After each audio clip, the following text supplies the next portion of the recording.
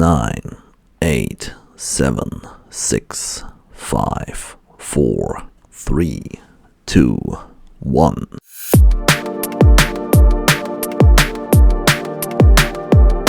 आशीर्वाद study circle में आपका स्वागत है, जहां टीचर्स आपको पढ़ाते हैं पूरे दिल और दिमाग से। So this lecture is going to be on science, और पर्टिकुलर टॉपिक क्या है अपना? सेक्शन ए के true and false, match the following, MCQs और फिल इन दी ब्लैंक्स। ठीक है, ये मोस्ट एक्सपेक्टेड क्वेश्चंस हैं।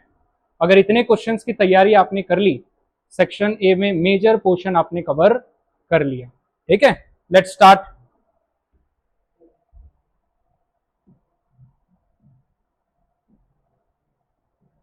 चलो, question 1, the kidneys in human beings are a part of the system of dash. So the answer will be excretion system. क्या आएगा answer? Excretion. Kidney किस system का part है? एक्सक्रीशन सिस्टम का part है। ठीक है, next question, choose the correct option to complete the following reaction. ये जो रिएक्शन है, ये बायोलॉजी वाला रिएक्शन है और फोटोसिंथेसिस वाला है। क्या है ये? फोटोसिंथेसिस वाला है। सो फोटोसिंथेसिस में रॉ मटेरियल के तौर पे हम क्या लेते हैं? CO2, वाटर H2O, और सनलाइट की प्रेजेंट में पेड़ों के अंदर जो क्लोरोफिल्स होते हैं, उन क्लोरोफिल में क्या होगा? तो फाइनल प्रोडक्ट आपका बनता है C6H12O6, जिसको हम क्या कहते हैं? ग्लूकोज। क्या कहते हैं? ग्लूकोज। ठीक है, और एक्सक्रीशन के तौर पे पेड़ जो रिलीज करता है उसको हम कहते हैं ऑक्सीजन। क्या कहते हैं? ऑक्सीजन। चलो, next question, in which part of the body blood is oxygenated. Body के किस पार्ट में ब्लड ऑक्सीजनेटेड होता है? So option A heart, liver, kidney और lungs. So the answer will be lungs. Oxygenated blood का होता है आपके बॉडी के लंग्स वाले हिस्से में। Clear? Next, which organ store bile juice. तो बॉडी का कौन सा हिस्सा बाइल जूस को स्टोर करता है? So the answer will be gall bladder. Gall bladder आपके कौन से जूस को स्टोर करता है? बाइल जूस को। चलो, next, which of the following type has longest small intestine. सबसे लंबी जो छोटी आंत है वो किस जानवर की होती है? गिवन बिलो ऑप्शन है टाइगर, ह्यूमन, काउ और red. So the answer will be cow. गाय की सबसे लंबी स्मॉल इंटेस्टाइन होती है। ठीक है, ह्यूमंस की स्मॉल इंटेस्टाइन का साइज तकरीबन 18 से 20 फीट के आसपास होता है। ठीक है, next, the brain is responsible for. Brain किसके लिए रिस्पॉन्सिबल है? ए थिंकिंग के लिए, B regulating the heart beat, and C balancing the body, and D all of the above. So the answer will be all of the above. ठीक है, brain in सभी चीजों के लिए रिस्पॉन्सिबल है, थिंकिंग के लिए भी, हार्ट बीट रेगुलेटिंग के लिए भी, और बॉडी के बैलेंसिंग के लिए भी। सो the answer will be all of the above. Next question, the gap between two neurons is called a synapse. ठीक है, दो न्यूरॉन के बीच में जो गैप है उसे हम क्या कहते हैं? सिनेप्स कहते हैं। क्या कहते हैं? सिनेप्स कहते हैं। Next, hypothalamus is a part of. Hypothalamus किसका पार्ट है? फोरब्रेन का, स्पाइनल कॉर्ड का, मसल टिश्यूज का, या सेरिबेलम का? सो the answer will B forebrain. ठीक है, तो हमने देखा था ना, ब्रेन के 3 पार्ट होते हैं, major 3 part, forebrain, mid brain and hind brain. तो हाइपोथैलेमस किसका पार्ट है? फोरब्रेन का पार्ट है। किसका पार्ट है? फोरब्रेन का पार्ट है। Next, the deficiency of which hormone causes diabetes.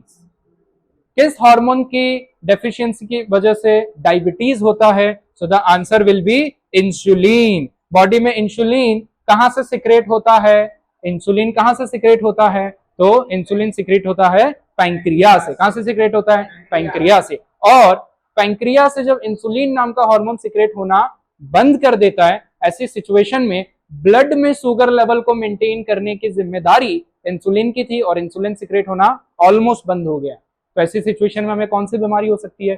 Diabetes, जिसको हम शुगर भी आम भाषा में कहते हैं। चलो, next, which of the following plant hormones help in the growth of the stem. तो प्लांट के स्टेम को ग्रोथ करने के लिए कौन सा हार्मोन रिस्पॉन्सिबल होता है? So the answer will be gibberellin. Answer क्या होगा? Gibberellin. Option B is correct.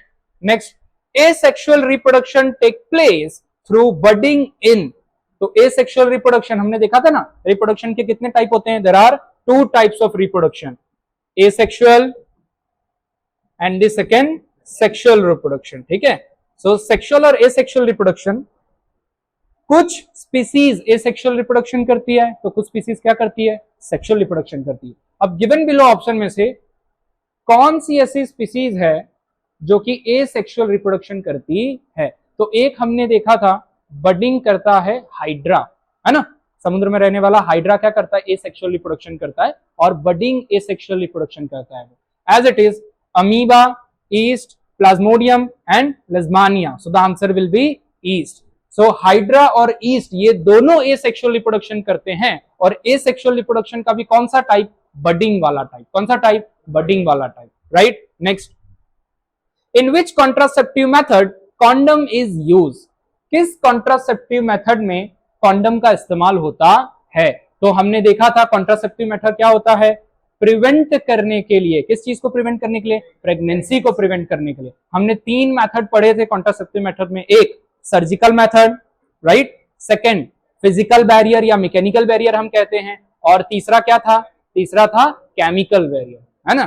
तो ये 3 तरीके की कॉन्ट्रासेप्टिव मेथड्स होती हैं जिससे हम प्रेगनेंसी ऑकर होने से प्रिवेंट कर सकते हैं। यहां पे क्वेश्चन क्या पूछ रहा है, यहां क्वेश्चन पूछ रहा है कि कॉन्ट्रासेप्टिव मेथड जिसमें कॉन्डम का यूज होता है, so the answer will B mechanical method. Answer will B mechanical method. ठीक है, कॉन्डम्स का यूज सर्जिकल मेथड में नहीं होता, केमिकल मेथड में भी नहीं होता, और हार्मोनल मेथड में भी नहीं होता। So the answer will be physical और you can call mechanical barrier, right. Next question, in asexual reproduction offspring are similar because, हमने देखा ना कि एसेक्सुअल रिप्रोडक्शन में क्या होता है, जेनेटिक मटेरियल पेरेंट्स से सेम जाता है, क्योंकि एसेक्सुअल रिप्रोडक्शन में how many parents are involve, only single parents are involve. That is why asexual reproduction में जेनेटिक मटेरियल पेरेंट्स का और ऑफस्प्रिंग का क्या होता है, सेम होता है। क्या कारण है सेम होने का, तो यहां पर दिया है only 1 parent is involve in reproduction, this statement is true, है ना। सिंगल पेरेंट्स होते हैं सेक्सुअल रिप्रोडक्शन में। 2 parent are involve in reproduction, बिल्कुल नहीं, 2 पेरेंट जहां इन्वॉल्व होंगे वो कौन सा रिप्रोडक्शन हो जाएगा, सेक्सुअल रिप्रोडक्शन हो जाएगा। Very good. Reproductive cells are involve, नहीं, रिप्रोडक्टिव सेल्स बिल्कुल भी इन्वॉल्व नहीं होते इसमें। रिप्रोडक्टिव सेल कहां इन्वॉल्व होते हैं, सेक्सुअल रिप्रोडक्शन में इन्वॉल्व होते हैं। D, reproductive cells are not involve, this statement is also true. So the answer will be A and D, both, दोनों आंसर आएगा। ठीक है, next question, duration from time of fertilization in human female to the birth of a child। अब बताओ, कोई भी महिला अगर प्रेग्नेंट होती है तो जो चाइल्ड बॉर्न का ड्यूरेशन है वो तकरीबन 9 मंथ का होता है, हम सबने देखा है ना। 9 मंथ को अगर आप डेज, अगर हर महीने में 30 डेज से आप मल्टीप्लाई करोगे तो ऑन एन एवरेज 270 से 280 दिन लगते हैं, है ना, चाइल्ड को पैदा होने में। सो the answer will B 280 days. क्या आएगा, 280 डेज, है ना। मैंने बताया था 2 या 3 साल पहले किसी स्टूडेंट ने ये गलती की थी बोर्ड में, 100 डे क्लिक करके आया था, वो क्या टिक करके आया था, 100 डे। ठीक है, तो ये कॉमन सेंस वाला क्वेश्चन है, ठीक है, बिल्कुल कॉमन सेंस वाला क्वेश्चन है। तो क्या आएगा आंसर, 280 डेज। ठीक है, समटाइम आपको बिटवीन में भी दे दिया जाता है 272 टू 80 डेज, तो आपको क्या करना है, 270 से 280 दिन ही टिक करने। Clear. Next question, for how many days does the menstruation periods last in women? तो वुमेन्स के अंदर मेंस्ट्रुअल साइकिल चलती है, हमने देखा ना, हर 28 से 30 दिन में क्या होता है, मेंस्ट्रुअल साइकिल्स उनकी होती है। उनके ओवरी वाले हिस्से से हर 28 से 30 दिन में एक एग रिलीज होता है। ये एग रिलीज होता है, ये इंडिकेट करता है कि वो प्रेगनेंसी के लिए एबल हो चुकी है। क्या हो चुकी है, एबल हो चुकी है। ठीक है, सो हर 28 से 30 दिन में मेंस्ट्रुअल साइकिल चलता है। ये मेंस्ट्रुअल साइकिल का जो टाइम पीरियड है वो मिनिमम 2 दिन का होता है और मैक्सिमम कितना होता है, 8 दिनों का। सो 2 to 8 डेज मेंस्ट्रुअल साइकिल्स चलती हैं। Clear. So the answer will B 2 to 8 days. Clear? Next question.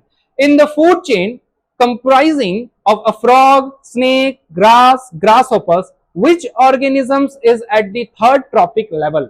यहाँ पे क्वेश्चन पूछा है कि एक फूड चेन है, अगर हम उसको एक लीनियर फॉर्म में कंप्राइज करते हैं तो कंप्राइज करने के बाद थर्ड लेवल पे या थर्ड टॉपिक लेवल पे कौन सा आएगा, तो थर्ड टॉपिक लेवल पे आएगा लाइक सबसे पहले आपको लिखना है ग्रास लीनियर फॉर्म में। ग्रास को कौन खाएगा, ग्रास हॉपर, ठीक है। ग्रास हॉपर को कौन खाएगा, फ्रॉग, और फ्रॉग को कौन खाएगा, स्नेक खाएगा। कौन खाएगा, स्नेक खाएगा। तो यहां पूछा है थर्ड ट्रॉपिक लेवल, तो पहला क्या होगा ट्रॉपिक लेवल में, ग्रास। सेकंड क्या होगा, ग्रास हॉपर, तो बट ऑब्वियस है थर्ड होगा आपका फ्रॉग। तो इस ट्रॉपिक लेवल में आंसर आएगा आपका फ्रॉग। तो ये आपका थर्ड ट्रॉपिक लेवल का organism. Next question, a virtual image of an object is found by a mirror, then अगर वर्चुअल इमेज किसी मिरर में बन रही है, क्लियर, तो वो मिरर कौन सा हो सकता है। आज मॉर्निंग में ही हमने रिकॉल किया था सारे क्वेश्चंस, ठीक है। ऑप्शन हम देख लेते हैं। It would be concave mirror और convex mirror, it would be a concave mirror and it would be a plane mirror, and option D is all of the above. Clear, यहां पूछा है कि कॉन्वेक्स मिरर में virtual image बनेगा, concave में virtual image बनेगा, या plane में बनेगा, ठीक है। तो the answer will be all of the above, है ना। वर्चुअल इमेज, कॉनकेव, कॉन्वेक्स और तीसरा क्या बताया मैंने, प्लेन मिरर, तीनों में वर्चुअल इमेज बनेगा। क्लियर, ऐसा क्यों है आप देखो, ये जो कॉनकेव मिरर है मोस्ट ऑफ द केसेस में यहां क्या होता है, रियल इमेज बनता है ना। लेकिन आप देखना एक कंडीशन है जहां पर वर्चुअल इमेज बनता है ना। कॉनकेव के एक कंडीशन में कैसा इमेज बनेगा, वर्चुअल इमेज बनेगा। तो लगभग हम कह सकते हैं कि कॉनकेव, कॉन्वेक्स और प्लेन, इन तीनों में वर्चुअल इमेज बनता है, ठीक है। Next, what is the relationship और relation between the radius of curvature and the focal length of a spherical mirror. क्या रिलेशन होता है रेडियस ऑफ कर्वेचर और फोकल लेंथ का। तो हमने देखा ना कि कोई भी मिरर एक स्फेरिकल मिरर से बना होता है ना, स्फेरिकल मिरर से। तो यहां मैं ऐसे ड्रॉ करके बता देता हूं आपको, ये एक स्फेरिकल मिरर है, ठीक है। यहां पे प्रिंसिपल एक्सिस है, ठीक है। स्फेरिकल मिरर का जो सेंटर होता है उसको हम क्या कहते हैं, सेंटर ऑफ कर्वेचर। इस पॉइंट को हम कहते हैं पोल। सेंटर ऑफ कर्वेचर और पोल के बिटवीन वाले पॉइंट को हम कहते हैं फोकस, और फोकस और पोल के बिटवीन वाला जो पॉइंट है उसको हम कहते हैं फोकल लेंथ। और हमेशा सर्कल का रेडियस हाफ होता है, हमें मालूम है ना। तो सेंटर ऑफ कर्वेचर से पोल तक का जो डिस्टेंस होगा उसी को हम कहते हैं ROC, that means radius of curvature. यहां क्वेश्चन पूछा है radius of curvature focal length के कितने गुना होगा, तो 2 टाइम्स होगा ना। यहां आप देखो तो फोकल लेंथ और ये दूसरा फोकल लेंथ, तो जब 2 फोकल लेंथ का एरिया मिलेगा तो एक रेडियस ऑफ कर्वेचर बनाएगा, ठीक है। तो यहां पे क्या बनता है, तो option R is equal to 2f, यानी रेडियस ऑफ कर्वेचर किसके बराबर है, 2 फोकल लेंथ के बराबर है। किसके बराबर है, 2 फोकल लेंथ के बराबर है। Next question, in the human I the image of an object is formed at. Human आई में इमेज कहां बनता है, सुबह रिवाइज किया था हमने, रेटिना पे बनेगा। कहां बनेगा इमेज, रेटिना पे बनेगा। So the answer will be C, retina is correct option. Next, a dash lens is used to correct presbyopia. हमने देखा ना आई में डिफेक्ट होते हैं, hypermetropia, myopia and presbyopia. Hypermetropia is also known as far sightedness, myopia is also known as near sightedness, and the presbyopia, इसमें आप bifocal length लगाते हो क्योंकि ये एक ग्रेजुअली उम्र के साथ डिफेक्ट आ जाता है। तो प्रेस बायोपिया जनरली एजेड पर्संस में होता है। किसमें होता है, उम्र दराज लोगों में पाया जाता है। तो प्रेस बायोपिया में हम किस तरीके का लेंस यूज करेंगे, ना ही कॉनकेव ना ही कॉन्वेक्स, क्या यूज करेंगे, बायफोकल यूज करेंगे। कौन सा यूज करेंगे, बायफोकल, यानी concave and convex both. Clear, चलो next, from normal vision the near point is.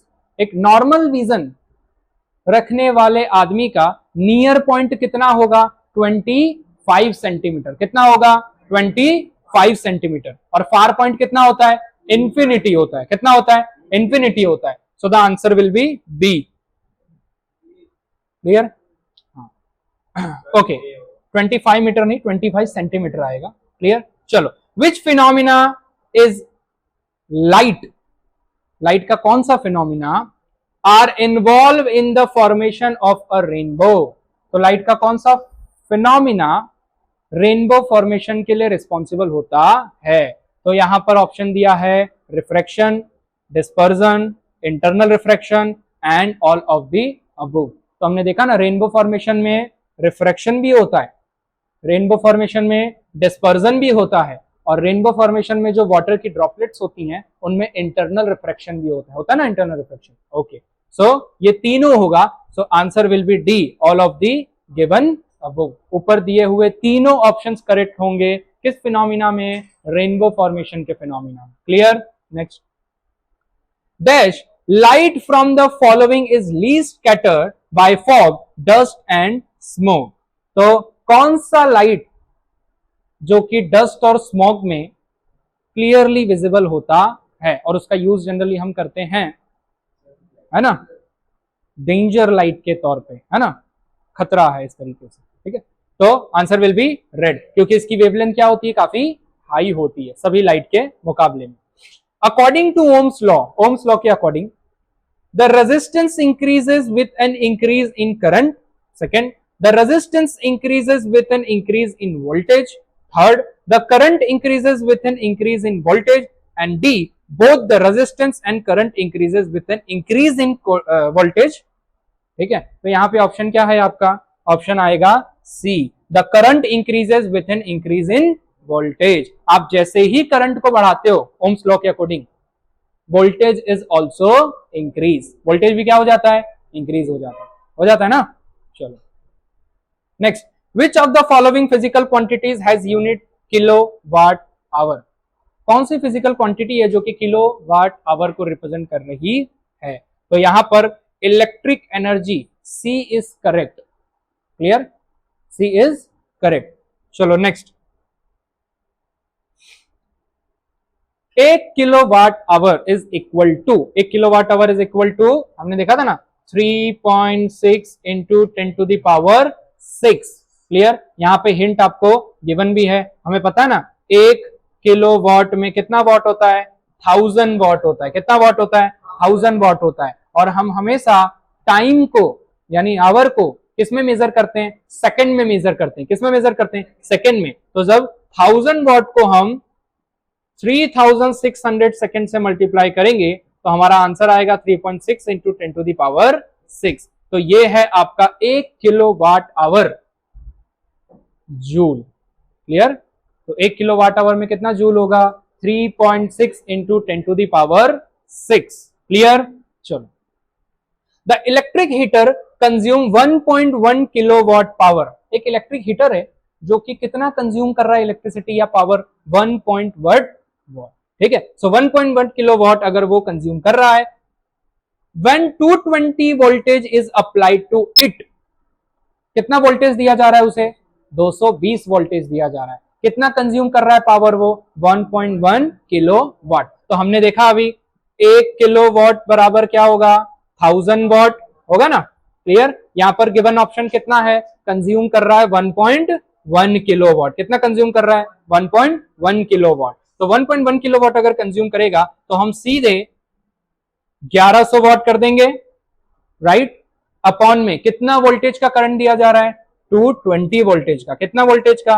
220 voltage का। ठीक है, अब जब यहां पे हम कैलकुलेशन करेंगे, so the final answer will B 5 ampere. क्या आएगा? 5 ampere. So option D is correct. Clear? आपको पावर कंज्यूम दिया होगा या वॉट कंज्यूम दिया होगा, कितना वोल्टेज करंट गिवन है वो भी दिया होगा। ठीक है, आपको करना क्या है? सो दोनों को डिवाइड करना है और जो आंसर निकलेगा उतना एम्पियर यूज हुआ होगा। Clear? Next, inside a bar magnet the direction of the magnetic field lines. हमने देखा ना बार मैग्नेट में, बार मैग्नेट इस तरीके से होता है, south pole, north pole. Pole is what? जहां पर मैग्नेटिक फील्ड सबसे ज्यादा स्ट्रांग होती है। क्लियर? तो मैग्नेटिक फील्ड में करंट आउटसाइड कहां से कहां जाता है? From north to south. कहां जाता है? From north to south. और इनसाइड कहां जाता है? From south to north. कहां जाता है? From south to north. Clear?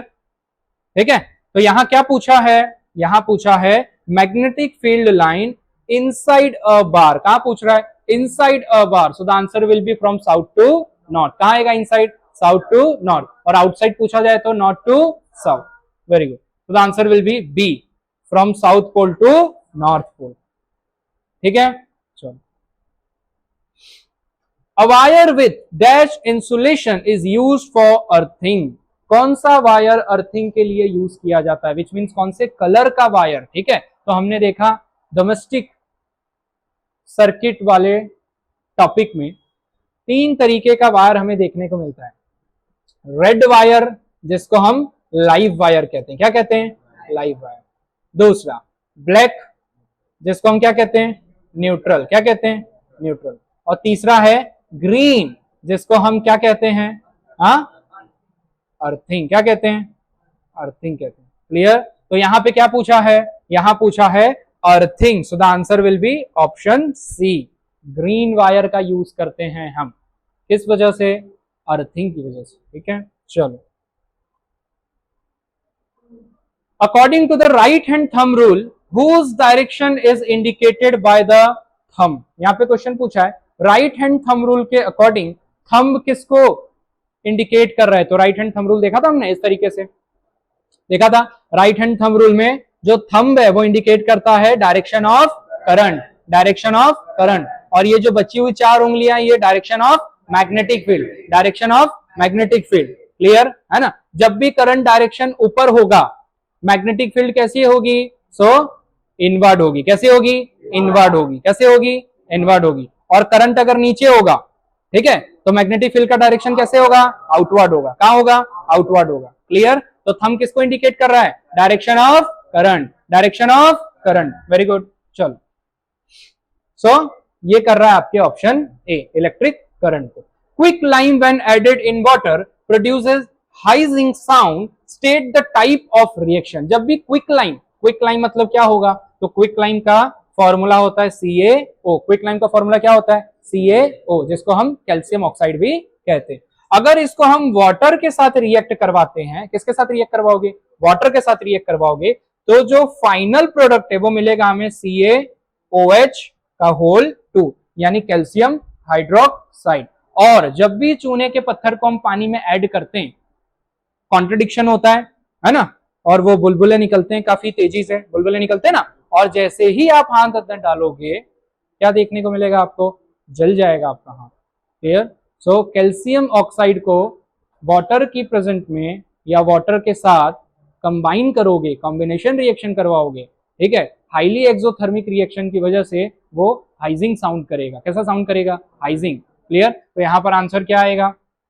Option है कॉम्बिनेशन रिएक्शन, एंडोथर्मिक, एक्सोथर्मिक और रेडॉक्स. तो हमने देखा कि कैल्शियम ऑक्साइड को वाटर में रिएक्ट करवाने के बाद 2 रिएक्शंस हमें ऑकर होती है. एक तो कॉम्बिनेशन रिएक्शन और दूसरा exothermic. Exothermic reaction is what? जब हीट रिलीज होती है. क्या रिलीज होती है? हीट रिलीज होती है. तो कैल्शियम ऑक्साइड को वाटर के साथ रिएक्ट करवाओगे तो 2 रिएक्शन देखने को मिलेगा, कॉम्बिनेशन और उसके साथ एक्सोथर्मिक. क्या क्या देखने को मिलेगा? कॉम्बिनेशन और उसके साथ एक्सोथर्मिक. क्लियर. चलो. So option C is correct. चलो. Fe2O3 iron oxide plus 2 aluminium के एटम यहां गिवन है. फाइनल प्रोडक्ट मिल रहा है आपको ये. तो जो भी फाइनल प्रोडक्ट मिल रहा है वो फाइनल प्रोडक्ट किस रिएक्शन को इंडिकेट कर रहा है? यहां क्वेश्चन पूछा है. तो ये इंडिकेट कर रहा है डिस्प्लेसमेंट रिएक्शन को. किसको इंडिकेट कर रहा है? डिस्प्लेसमेंट. और इस रिएक्शन को हम थर्मिट रिएक्शन भी कहते हैं. क्या कहते हैं? थर्मिट रिएक्शन भी कहते हैं या थर्मिट प्रोसेस भी कहते हैं. क्या कहते हैं हम? थर्मिट प्रोसेस भी कहते हैं. देखा था ना, आयरन ऑक्साइड हम लेते हैं, एल्यूमिनियम के साथ रिएक्ट करवाओगे और इस पूरे रिएक्शन से जो प्रोडक्ट बनता है उसी को हम थर्मिट प्रोसेस कहते हैं. ठीक है. ये किस काम आता है? रेलवे की पटरियों को ज्वाइन करना और जो जॉइंट मशीन्स में क्रैक्स होते हैं उन क्रैक्स को ज्वाइन करने के लिए. क्लियर. तो ये है आपका डिस्प्लेसमेंट रिएक्शन. क्योंकि क्या डिस्प्लेस हो रहा है यहां? आप देखो, एल्यूमिनियम ने जगह ले ली आयरन की. किसकी जगह ले ली? आयरन की. और आयरन ऑटोमेटिकली कहां आ गया? एल्यूमिनियम के साथ. Because aluminium is highly reactive element. किसके कंपैरिजन में? आयरन के कंपैरिजन में. क्लियर. तो एल्यूमिनियम आयरन के कंपैरिजन में हाईली रिएक्टिव है. दैट इज व्हाई एल्यूमिनियम ने किसकी जगह ले ली? आयरन की जगह ले ली. मैंने बताया ना, जो स्ट्रांग लोग होते हैं वो कमजोरों की जगह ले लेते हैं. क्लियर. चलो.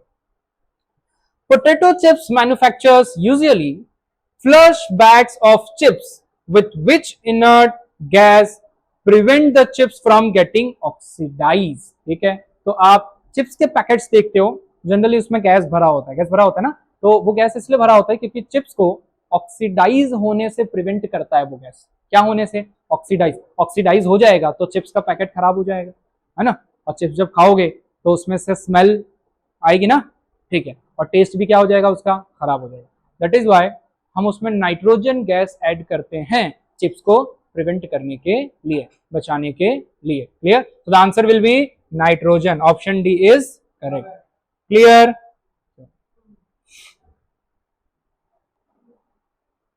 Burning of coal is dash type of reaction. Burning of coal is dash type of reaction.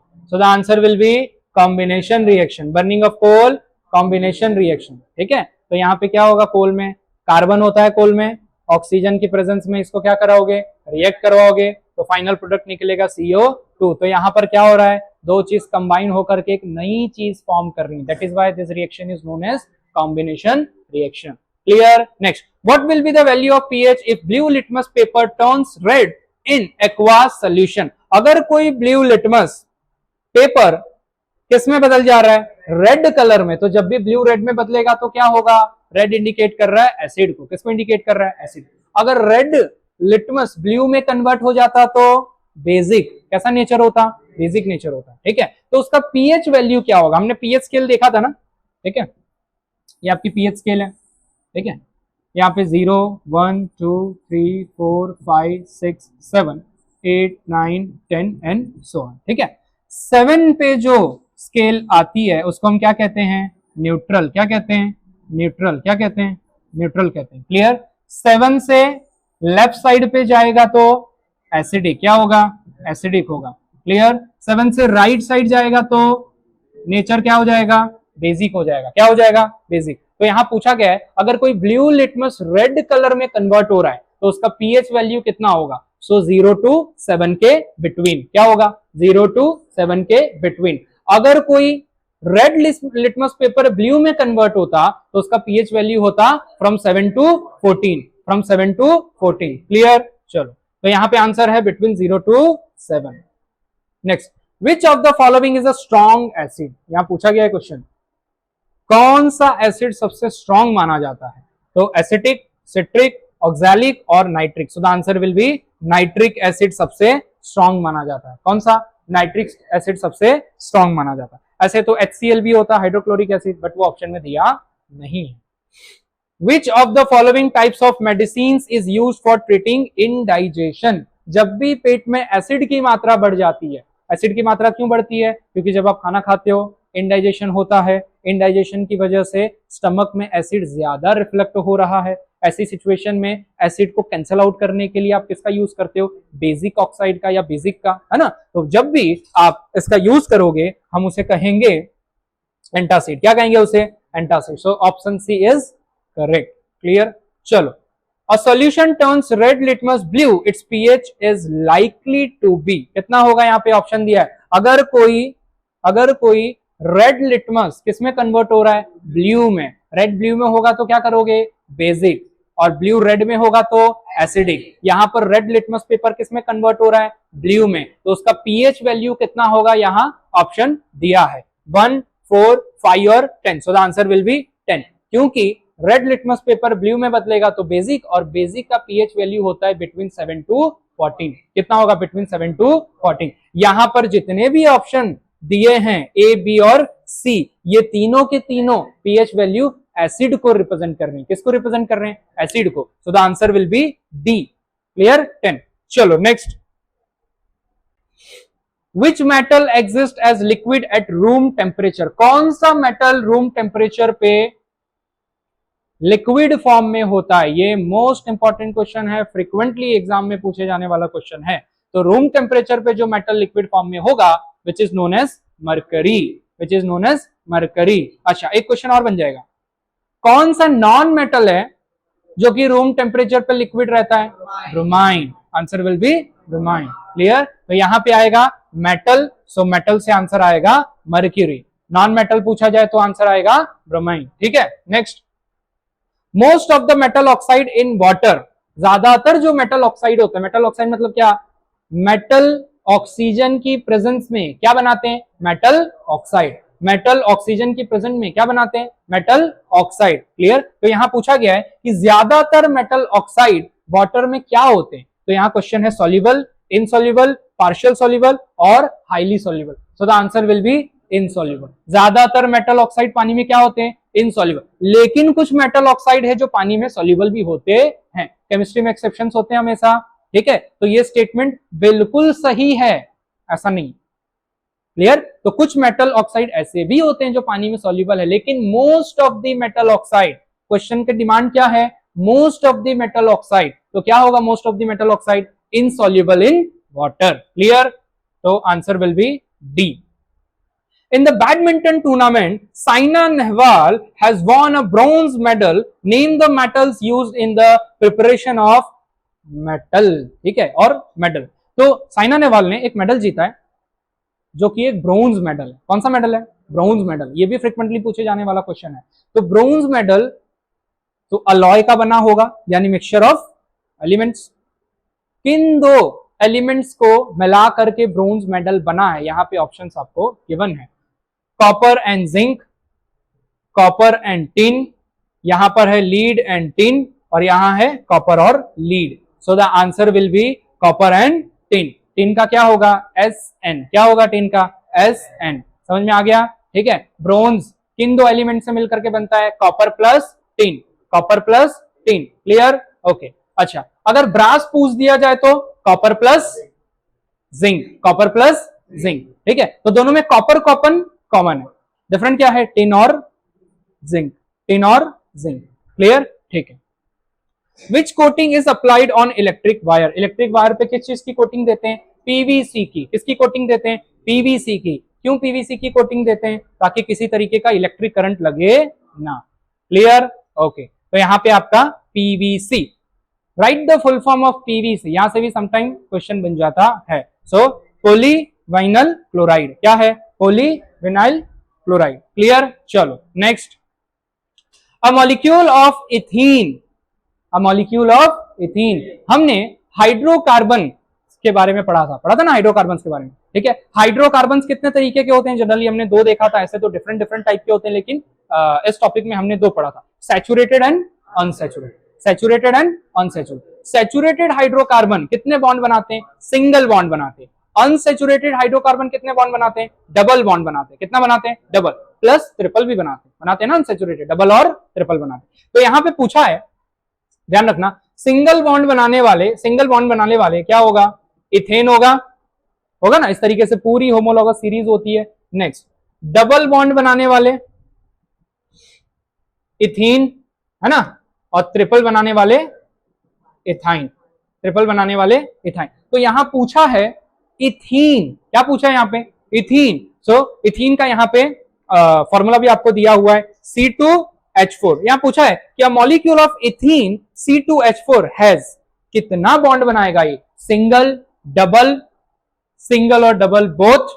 ठीक है, तो तीसरा है आपका ओनली ट्रिपल। क्लियर, तो यहां पर इथीन है मतलब हाइड्रोकार्बन की कौन सी फैमिली से बिलोंग कर रहा है, ये अल्कीन फैमिली से। कौन सी फैमिली से, अल्कीन। और अल्कीन फैमिली से बिलोंग करने वाले सारे हाइड्रोकार्बन्स कितने बॉन्ड बनाते हैं, डबल बॉन्ड बनाते हैं। कितने बॉन्ड बनाते हैं, डबल बॉन्ड बनाते हैं। क्लियर, लेकिन यहां पर एक चीज ध्यान रखना है, आपको एक स्ट्रक्चर बना लेना है C2H4 का। तो कैसे बनाओगे C2H4 का, ठीक है, C डबल बॉन्ड बना रहा है C के साथ, और ये C हाइड्रोजन के साथ एक, इस तरीके से हाइड्रोजन के साथ एक, ठीक है, इस तरीके से हाइड्रोजन के साथ, और इस तरीके से हाइड्रोजन के साथ बना दिया ये। ठीक है, तो एक कार्बन दूसरे कार्बन के साथ तो डबल बॉन्ड बना रहा है, लेकिन एक कार्बन हाइड्रोजन के साथ सिंगल बॉन्ड बना रहा है। तो इथीन में सिंगल और डबल बॉन्ड दोनों देखने को मिलेगा हमें। क्या देखने को मिलेगा, सिंगल और डबल दोनों।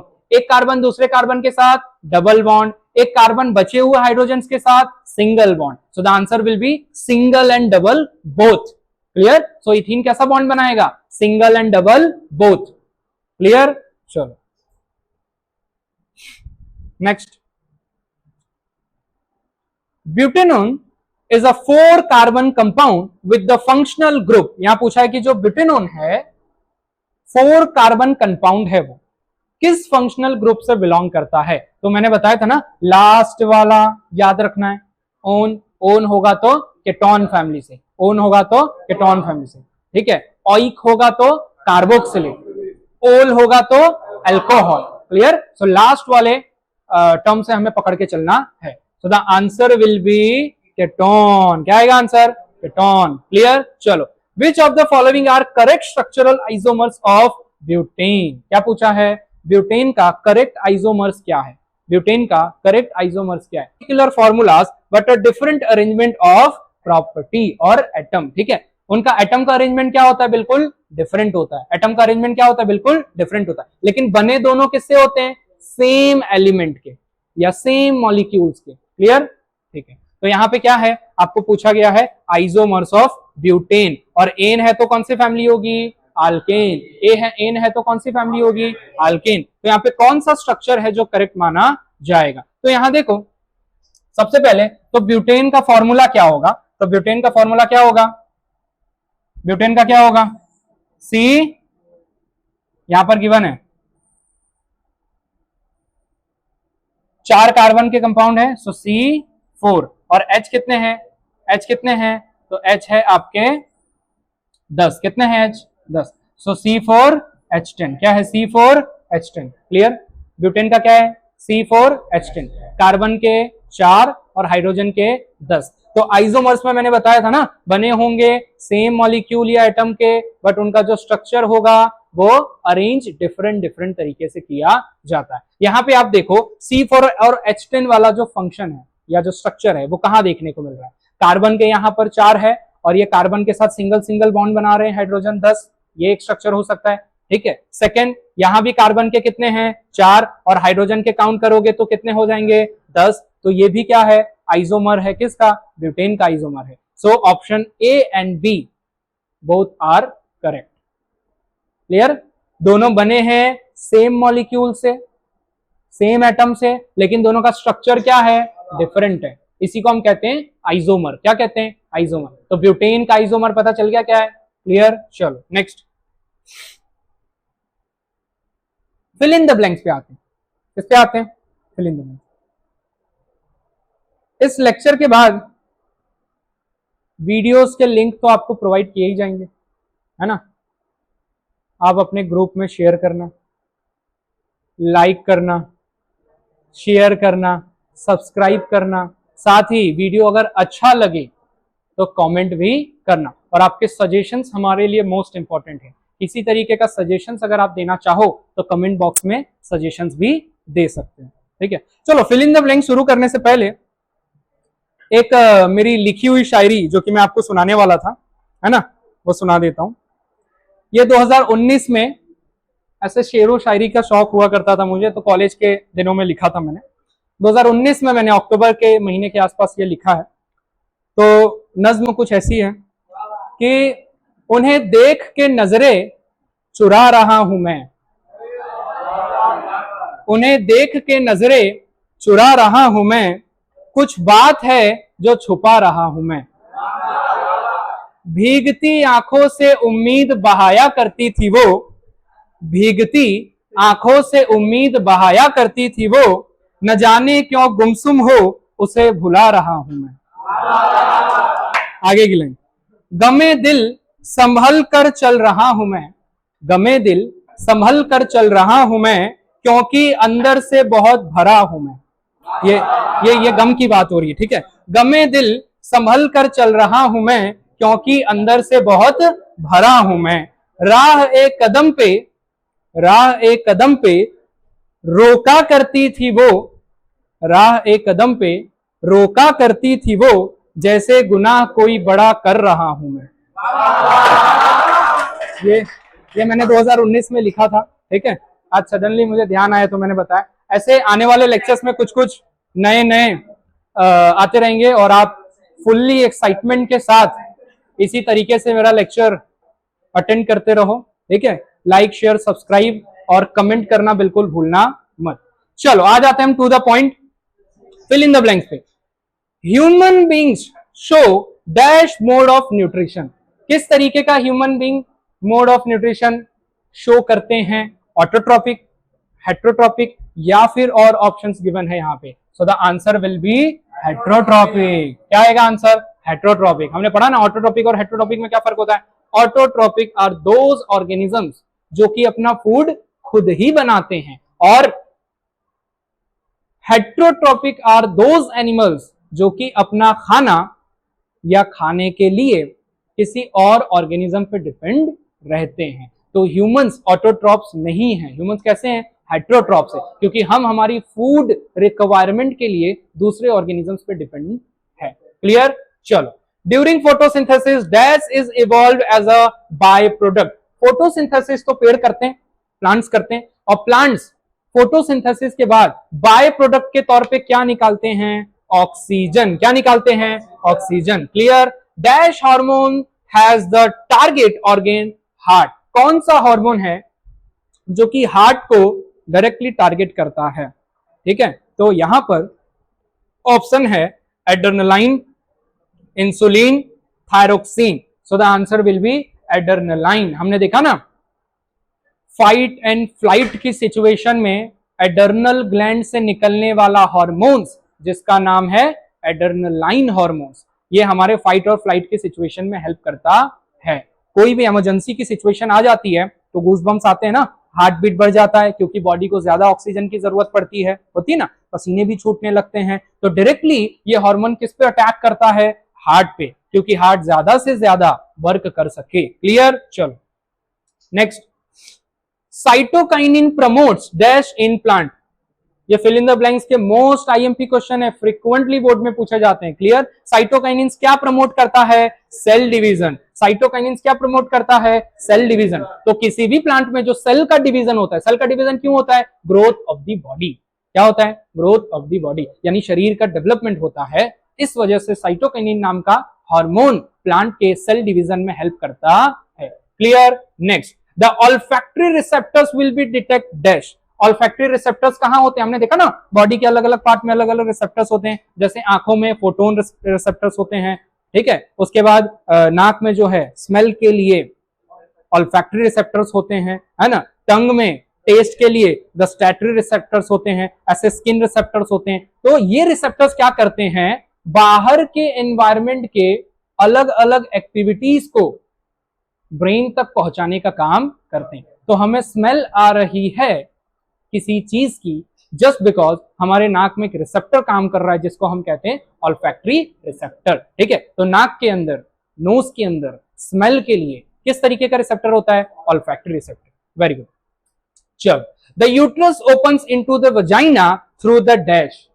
Clear? So female reproductive system का एक पार्ट है, फीमेल रिप्रोडक्टिव सिस्टम का एक पार्ट है जिसको हम वजाइना कहते हैं। क्लियर? और वजाइना से जैसे आप आगे बढ़ोगे सर्विक्स नाम का एक हिस्सा आता है, और वो सर्विक्स नाम के हिस्से से ही आप यूट्रस वाले पार्ट में जा सकते हो। क्लियर? तो यहां यही पूछा जा रहा है कि uterus open into the vagina through the. Uterus किससे ओपन हो रहा है? तो सर्विक्स वाले पार्ट से, फैलोपियन ट्यूब वाले पार्ट से। सो the answer will B cervix वाले पार्ट से। क्लियर? सो सर्विक्स से आप जैसे ही आगे बढ़ते हो यूट्रस वाला हिस्सा आपको देखने को मिलेगा।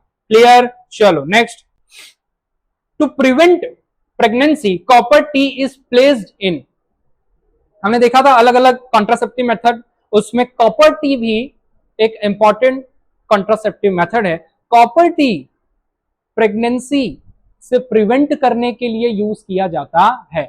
इसको कहां पर लगाया जाता है? तो ऑप्शन है uterus, ovary, fallopian tube. So the answer will B uterus. कहां लगाया जाता है इसको? यूट्रस में लगाया जाता है। क्लियर है ना? चलो next, in female every dash days ovum is release from the ovary. तो ओवरी वाला जो पार्ट होता है फीमेल के अंदर या फीमेल रिप्रोडक्टिव के अंदर, रिप्रोडक्टिव पार्ट के अंदर जो ओवरी है, हर 28 से 30 दिन के भीतर एक एग वहां से रिलीज होता है। Clear?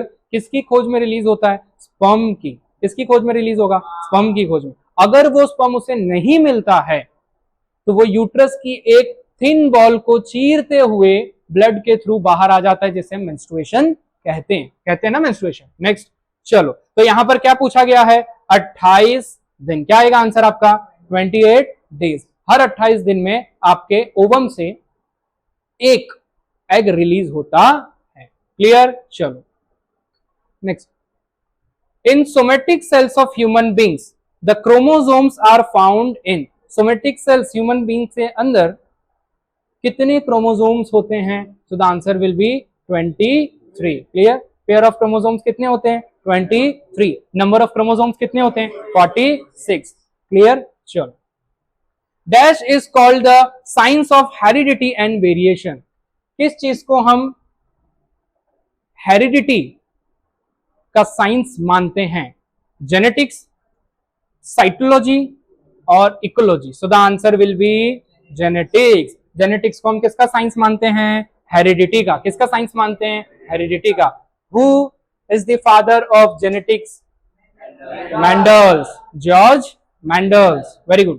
Farm and gardens are dash ecosystem, farms and gardens are dash ecosystem. Clear? तो फार्म्स और गार्डन कैसे हैं? आर्टिफिशियल है। क्या नेचुरली फार्म्स और गार्डन होते हैं? नहीं होते हैं। क्लियर? जंगल हो सकते हैं, फार्म और गार्डन्स तो आर्टिफिशियली बनाए जाते हैं। क्लियर? ये आपका लास्ट चैप्टर का क्वेश्चन है, रिपीटेडली पूछे जाने वाला क्वेश्चन है। चलो next, use of dash chemical is hazards for ozone layer, किस तरीके का गैस ओजोन लेयर के लिए सबसे खतरनाक माना जाता है? सीएफसी। सीएफसी एक मैनमेड गैस है जो कि रेफ्रिजरेटर और एसी वगैरह में इस्तेमाल किया जाता है। क्लियर? इससे रिलीज होने वाला गैस ही सीएफसी होता है। और सीएफसी क्या करता है? डिप्लीटेशन, ओजोन लेयर में छेद करने के लिए रिस्पॉन्सिबल है, जिससे डायरेक्टली सनलाइट से यूवी रेज हम तक आएगी और डिफरेंट डिफरेंट तरीके की डिसीज यानी बीमारियां हमें हो सकती है। क्लियर? तो ओजोन लेयर को डिप्लीट करने के लिए सीएफसी गैस रिस्पॉन्सिबल माना जाता है। सीएफसी का फुल फॉर्म क्लोरोफ्लोरोकार्बन। सीएफसी का फुल फॉर्म क्लोरोफ्लोरोकार्बन। चलो नेक्स्ट,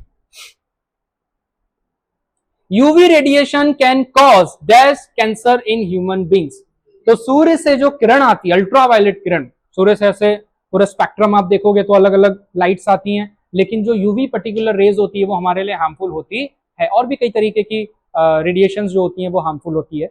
यूवी रेज अगर डायरेक्टली ह्यूमंस पे पड़ जाए तो स्किन कैंसर का कारण बनती है। किसका कारण बनती है? स्किन कैंसर का कारण बनती है। So the answer will B skin cancer. अच्छा, आप लोगों ने सुना होगा ना कि सन से आने वाली जो लाइट होती है वो विटामिन डी भी बनाती है, इस तरीके से सुना होगा ना। तो सन से आने वाली जो यूवी बी रेज होती है, कौन सी रेज? यूवी बी रेज, वो आपकी बॉडी में विटामिन डी को जनरेट करती है। क्लियर? तो अलग अलग रेज आती है ना, UV A, UV B, UV C, इस तरीके से। तो यूवी बी जो रेज होती है वही बॉडी में विटामिन डी के लिए रिस्पॉन्सिबल होती है। चलो next, main energy source in an ecosystem is dash, sun, wind और water. So the answer will be sun. Clear? Ultimate source of energy sun. अगर सूर्य नहीं होगा तो प्लांट्स फोटोसिंथेसिस के थ्रू अपना खाना नहीं बनाएंगे, और प्लांट्स फोटोसिंथेसिस के थ्रू अपना खाना नहीं बनाएंगे तो फूड चेन पूरी क्या हो जाएगी? डिस्टर्ब हो जाएगी। तो अर्थ के ऊपर what is the ultimate source of energy? Sun. Clear? चलो, dash mirror is use in the headlight of car, morning में हमने पढ़ा था headlight of car, headlight of car. So the answer will be concave mirror. क्या आएगा answer? Concave mirror. Very good. चलो, dash is use as a magnifying glass, किस glass का use हम मैग्नीफाइंग ग्लास के तरीके से करते हैं? सो कॉन्वेक्स लेंस। कौन सा लेंस? Convex lens.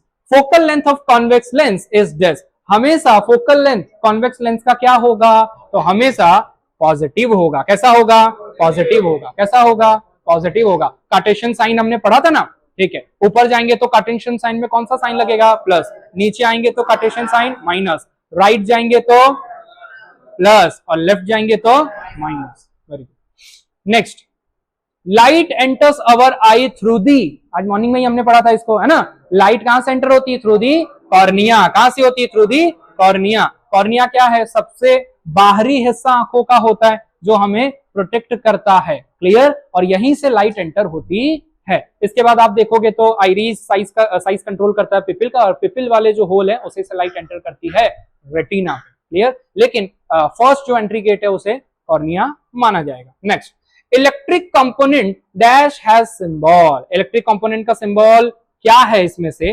तो रजिस्टर, कैपेसिटर और inductor, so the answer will be resistor. Clear, answer will be resistor. चलो next,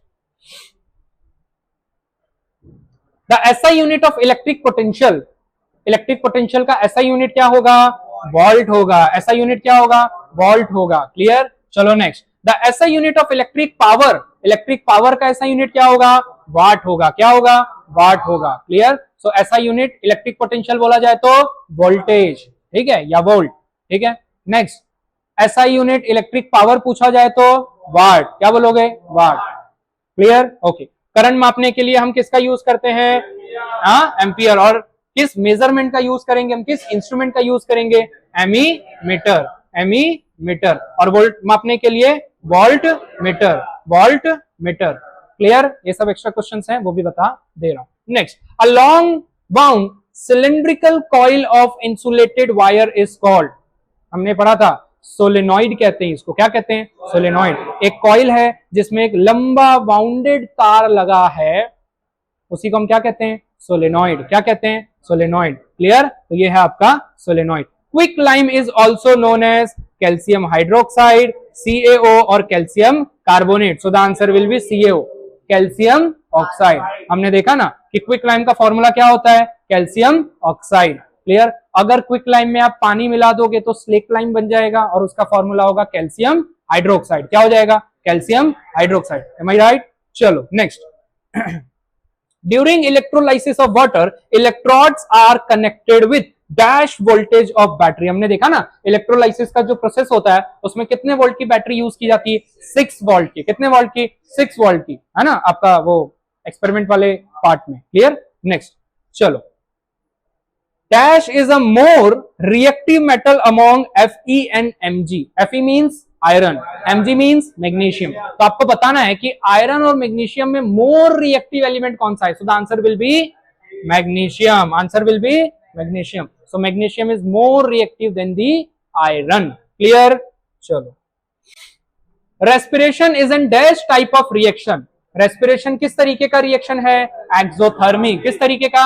exothermic. Now exothermic reaction क्या होता है? जिसमें हीट प्लस लाइट रिलीज होती है। एंडोथर्मिक रिएक्शन जिसमें हीट और लाइट की जरूरत होती है, यानी किसी एनर्जी की रिक्वायरमेंट हो तो वो एंडोथर्मिक, और एनर्जी या हीट रिलीज हो तो वो एक्सोथर्मिक। एक्सो मीन्स बाहर निकलना, एंडो मीन्स रिक्वायरमेंट होना। क्लियर, तो आप जब रेस्पिरेशन यानी सांस लेते हो तो सांस छोड़ोगे तो हाथ के तरफ कुछ गर्म हवा फील होगी आपको। ये गर्म हवा इंडिकेट करती है कि respiration is kind of an exothermic reaction. Clear, next, the colour of lead nitrate powder is, lead nitrate powder का कलर क्या होता है? व्हाइट होता है। एक्चुअली में ये कलरलेस होता है, ठीक है, तो जनरली कलरलेस है तो हम व्हाइट इसको कह सकते हैं। कलरलेस होता है, कोई कलर इसमें होता नहीं है। MgO, magnesium oxide is dash oxide. किस तरीके का ऑक्साइड है ये? बेसिक ऑक्साइड है। किस तरीके का ऑक्साइड है? बेसिक ऑक्साइड है। Clear, next, litmus is a dash indicator. Litmus किस तरीके का इंडिकेटर है? Natural, artificial. नेचुरल इंडिकेटर है, ठीक है, so the answer will be natural. चलो, milk of magnesia is used as a dash, an antacid, a base और a salt, so the answer will be antacid. Clear, क्या आएगा answer? Antacid. चलो, metals form, metal क्या form करते हैं? किस तरीके का ऑक्साइड? बेसिक, एसिडिक और amphoteric, so the answer will be both basic and amphoteric. Metal किस तरीके का oxide? Basic and amphoteric, basic and amphoteric. The colour of copper oxide is dash. Copper oxide का कलर कैसा होगा? Black. Oxygen की presence में react करेगा तो कैसा कलर हो जाएगा? ब्लैक। कैसा हो जाएगा? ब्लैक। क्लियर, चलो, next, the metals at the bottom of the reactivity series are dash reactive। आपने रिएक्टिविटी सीरीज देखी है पूरी, ठीक है, जो टॉप पे होगा वो क्या होता है? हाईली रिएक्टिव, और जो सबसे लेस रिएक्टिव होता है उसको हम लीस्ट रिएक्टिव भी कहते हैं। So the answer will be less reactive. सबसे बॉटम पे होगा तो लेस रिएक्टिव, सबसे टॉप पे होगा तो मोस्ट रिएक्टिव या हाईली रिएक्टिव मेटल, ठीक है। चलो next, iron oxide is heated with aluminium powder from iron in the molten state. This process is also known as thermic process। अभी हमने पढ़ा ना, आयरन ऑक्साइड को एल्यूमिनियम के साथ रिएक्ट करवाओगे तो जो आयरन होता है, ठीक है, वो किस स्टेट में पाया जाएगा? मॉल्टेन स्टेट में। किस तरीके का? मॉल्टेन, ठीक है, तो जो भी आयरन और एल्यूमिनियम का पाउडर मिलता है वो मोल्टन स्टेट में होता है, तो हम उसी को कहते हैं थर्मिट प्रोसेस। क्या कहते हैं? Thermite process. Clear? Next, diamond and graphite are allotropes of carbon. हमने देखा ना, एलोट्रोप ऑफ कार्बन किसको कहेंगे? जो सेम एलिमेंट या एटम से बने होते हैं लेकिन दोनों की प्रॉपर्टीज क्या होती है? डिफरेंट होती है। तो डायमंड और graphite is example of allotropes of carbon. Clear? दोनों बने किससे हैं? कार्बन से। किससे बने? कार्बन से, लेकिन दोनों की प्रॉपर्टीज क्या होती है? डिफरेंट होती है। चलो next, all living structure are based on, सारे के सारे लिविंग स्ट्रक्चर आप देखते हो या लिविंग ऑर्गेनिजम्स आप अर्थ पे देख रहे हो, वो किससे बने? कार्बन से बने। किससे बने? कार्बन से बने। तो हम कह सकते हैं कि सब कुछ लगभग लगभग कार्बन से बना है। क्लियर? चलो, dash is a major component of biogas and CNG. Biogas और सीएनजी का मेन कंपोनेंट क्या होता है? तो मेन कंपोनेंट होगा आपका मीथेन। क्या होगा? Methane. Clear? Next, butanone is a 4 carbon compound with dash as a functional group. तो ब्यूटेनॉन हमने इससे पहले भी देखा, लेकिन फिल इन द ब्लैंक्स में भी समटाइम क्वेश्चन बन जाता है। तो चूंकि ओन है, क्लियर, तो क्या आएगा? केटोन आएगा। क्या आएगा? केटोन। कौन से फंक्शनल ग्रुप से होगा? केटोन। क्लियर? चलो, dash is used as a preservative in pickles. ठीक है, तो जो अचार होता है उसमें प्रिजर्वेटिव के तौर पे किसका इस्तेमाल करते हैं? विनेगर का। किसका इस्तेमाल करेंगे? विनेगर का। Very good. Dash is used as a catalyst in hydrogenation of vegetable oil. ठीक है, तो वेजिटेबल ऑयल हाइड्रोजनेशन होगा तो हम किसका इस्तेमाल किसके प्रेजेंस में करते हैं? निकल के प्रेजेंस में। ठीक है, केमिस्ट्री वाले पार्ट में हमने कवर किया था ना, वो किसकी प्रेजेंस में होगा हाइड्रोजनेशन? निकल की प्रेजेंस में। ठीक है, तो यहां पर ऑप्शन है आपका गिवन निकल और copper, so the answer will be nickel. Clear? चलो next, unique ability of carbon to form bonds with other atom of carbon is known as.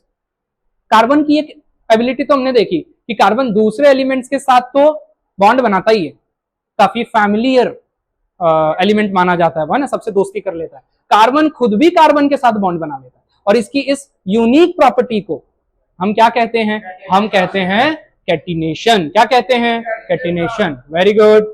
Next, true and false. Clear? क्या है? True and false.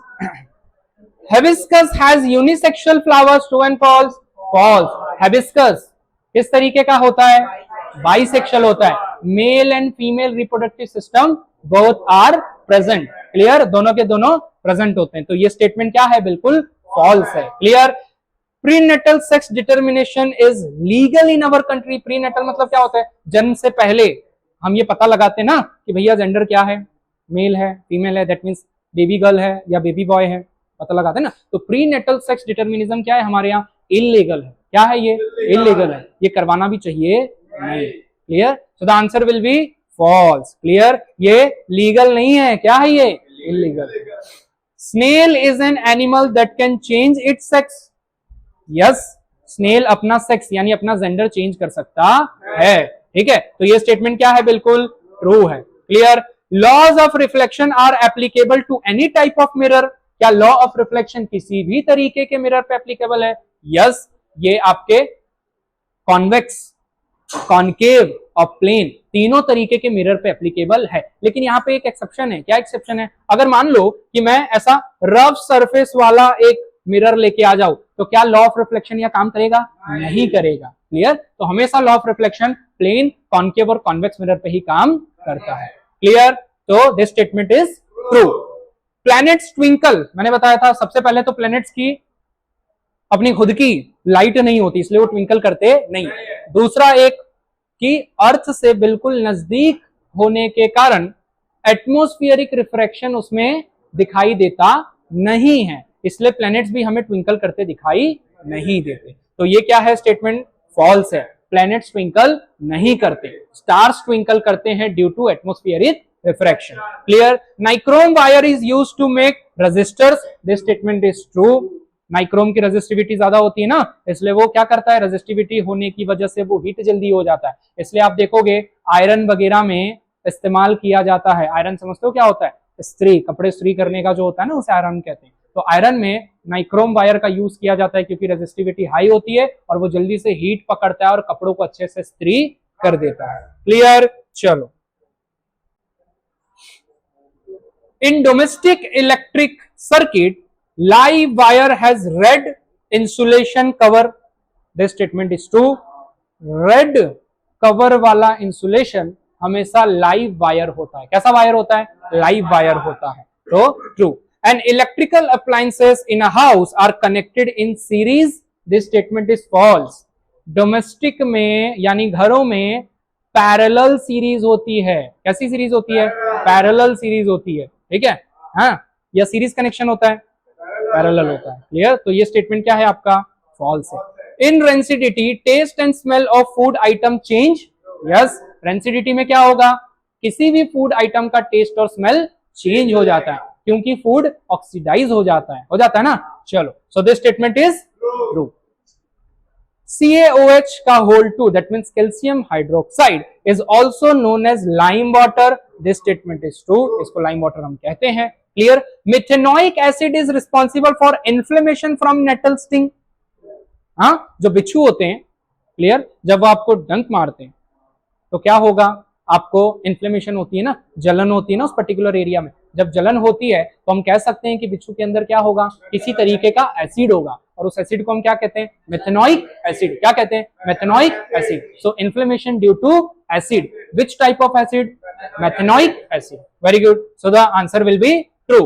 Next, baking soda is use for faster cooking, true है statement. फटाफट खाना बनाना हो तो हम use करते हैं ना बेकिंग सोडा का, होते हैं, ठीक है। कई सारे ऐसे फास्ट फूड में भी बेकिंग सोडा का यूज होता है। आपने खमन वगैरह देखा होगा ना, खमन में भी बेकिंग सोडा का यूज करते हैं। जिससे क्या होता है? खमन में CO2, और CO2 की वजह से खमन का साइज क्या हो जाता है? बड़ा, इसलिए खमन स्पंजी लगते हैं ना, काफी स्पंजी लगते हैं, ठीक है। तो बेकिंग सोडा का यूज हम करते हैं फास्ट कुकिंग के लिए, next, the P in, that means pH, stand for potence in German, so this statement is true। तो pH में P किसके लिए स्टैंड करता है? जर्मन का वर्ड पोटेंस के लिए। किसके लिए? जर्मन का वर्ड पोटेंस के लिए। चलो next, phenolphthalein is a natural indicator. क्या फेनोफ्थलीन नेचुरल इंडिकेटर है? फॉल्स। ये क्या है? सिंथेटिक इंडिकेटर है। Very good. Orange contain citric acid, this statement is true. Orange citric acid या सिट्रिक एसिड कंटेन करता है। Tooth decay start when pH of the mouth is lower than 5.5, this statement is also true.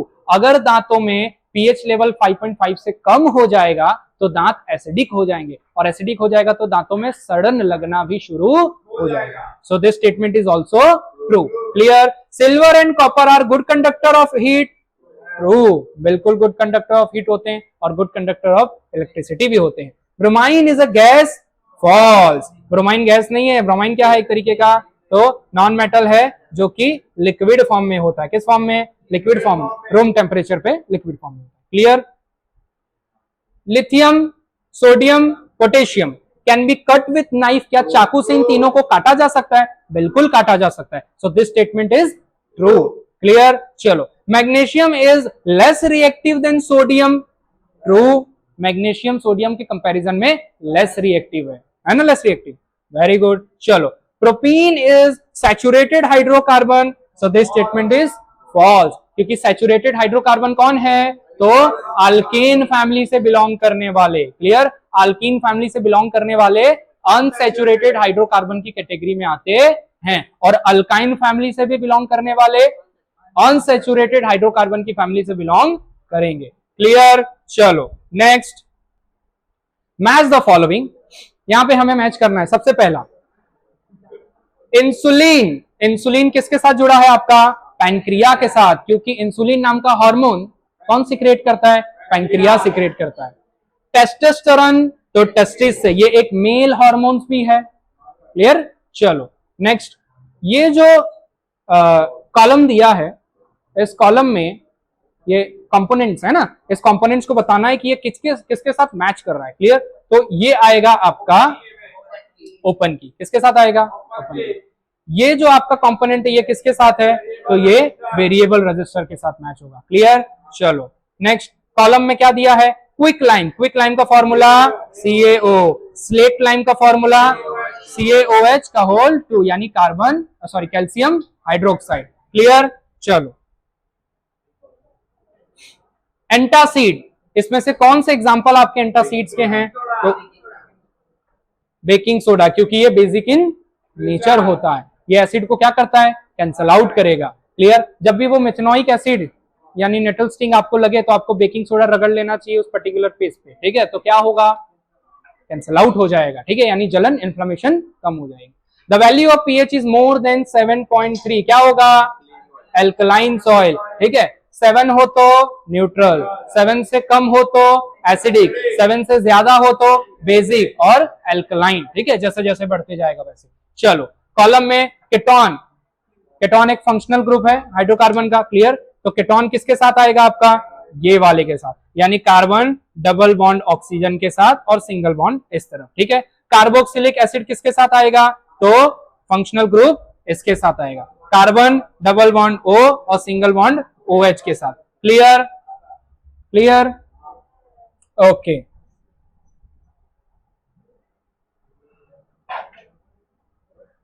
चलो तो आज का session यहां समाप्त होता है। Thank you for giving your precious time. मिलते हैं दोबारा।